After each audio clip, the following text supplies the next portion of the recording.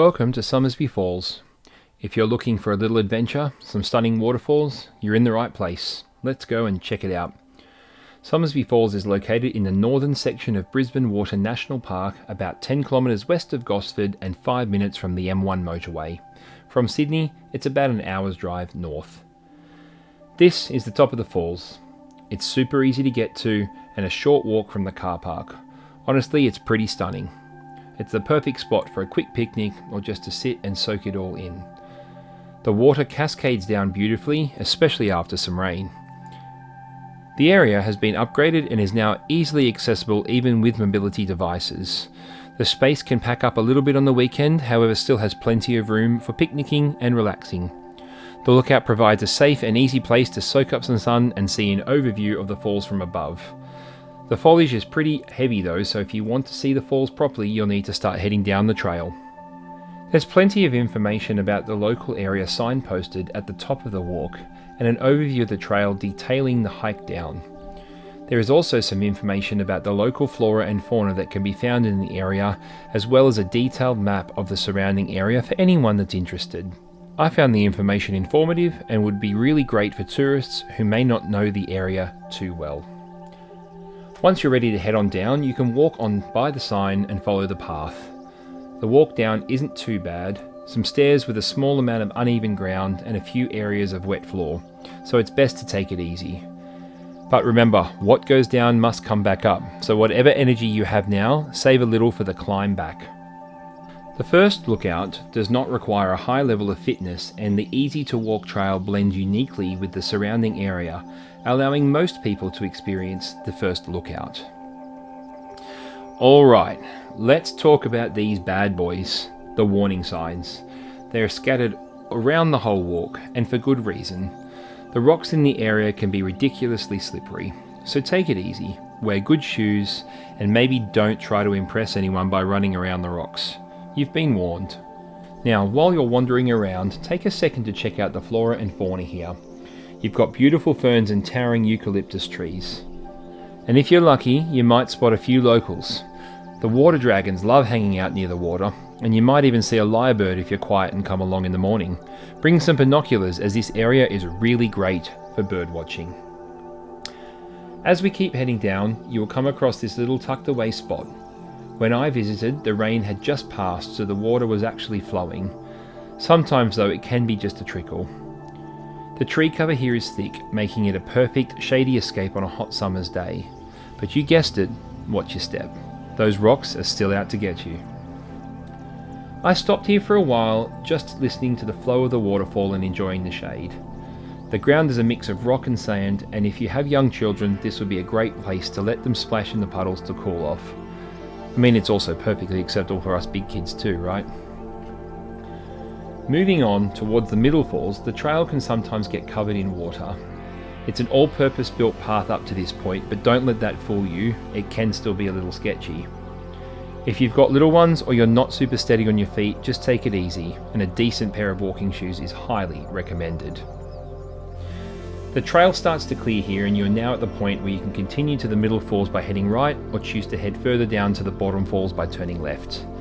There's also another warning sign here, just in case you missed them before.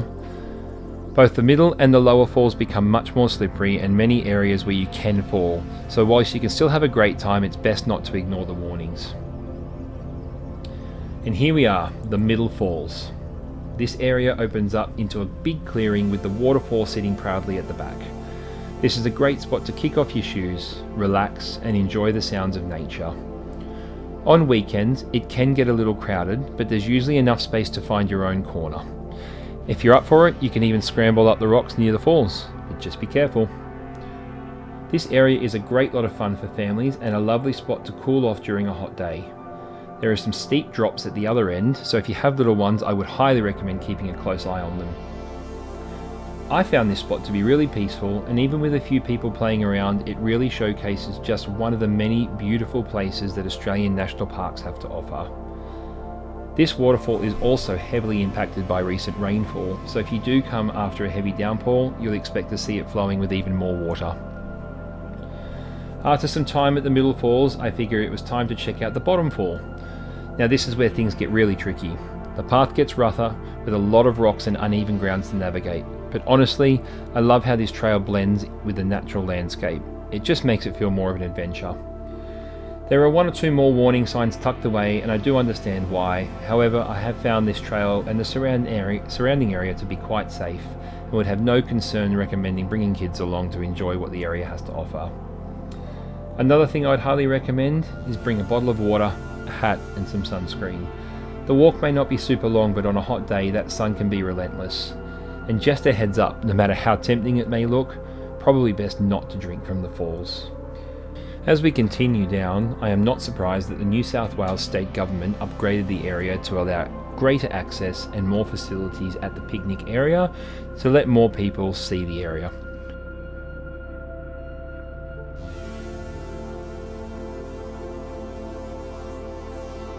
The natural trail begins to clear for a wooden walkway and is a really nice change from the rugged natural rocks that I've just walked over. The walkway has been built to hug the rock wall, whilst overlooking the other side allows you to see through the dense foliage to the falls below.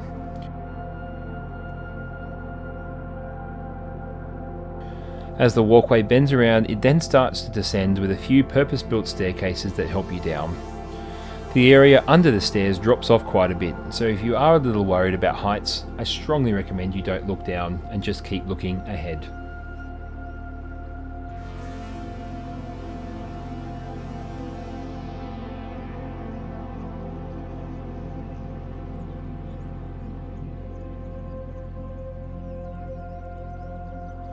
Along the walkway, it was nice to pause and just appreciate the sun's rays flowing through the canopy above, while grabbing a quick drink of water. I've been told there are over 270 native animal species in the region, and along the walk could easily count more than 10 different species along the way. The area also has plenty of large rocks to climb or sit on and just enjoy the sun. So as we take the last few steps down, we begin to notice the trail narrows and we see the natural stones that now create our steps. The trail here is very typical of the area, and it's a nice change from the waterfall that is flowing nearby. I find that everything here blends with its natural surroundings. However, this can be a bit of a tight squeeze when somebody is coming the other way. Just a friendly you go, I go kind of moment is all it will take. There really isn't much room to move to the side here, so I would highly suggest as you leave the stairs, if you notice somebody walking up, take a moment for them to reach you and then head on down. On weekends, the area is often much busier than during the week, so if you do have a chance to visit outside of a weekend, it is a truly different experience. Another detail I really loved about these last few stairs was the surrounding plants and trees. There are so many variations of rainforest plants, and as the day was so hot, the thick foliage provided some very welcomed relief. As we take the final steps down, we finally reach the bottom falls. This spot is a lot quieter than the middle, probably because it is more of a trek to get down, but let me tell you, it is totally worth it. This is hands down the nicest part of the falls. You'll still find a few groups hanging out down here, but the vibe is a lot more chill. It's the perfect spot to just sit back and take it all in. Alright, well that's a wrap on Somersby Falls. What a place. Stunning waterfalls, an epic nature walk, solid reminder that rocks are sneaky and love to trip people up. Seriously, 10 out of 10 for scenery, but 10 out of 10 for a potential wipeout. If you have made it this far in the video, first of all, you're a bloody legend. Secondly, if you've enjoyed the little adventure, don't forget to hit that like button. It will help the channel out and lets me know you're keen for more of this type of content. If you'd like to see more travel spots, or even you'd like this longer type of video, hit the subscribe button, turn on your notifications, and let me know what you'd like to see. Finally, parking is available at Somersby Falls picnic area.